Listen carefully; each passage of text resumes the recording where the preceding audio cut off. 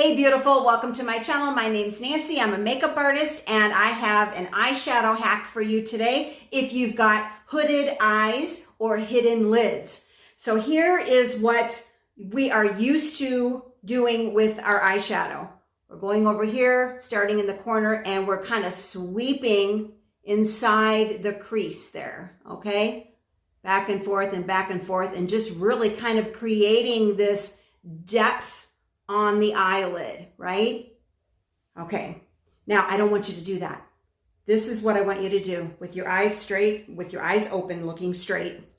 I want you to put some powder on your brush, looking straight ahead. We're just gonna tap it right here and we're just gonna go straight across. All right. I know this is gonna look amazing. I'm just going kind of straight across. All right, there we go. Do you see the difference? Okay, here all the product is kind of like in the crease, the eye's kind of sunking in a little bit. Here, this eye is a lot more open. Wouldn't you agree? Give it a try, see if it works for you. Thanks for watching. Please subscribe and like this channel if it was helpful. I have resources in the box below. Bye-bye.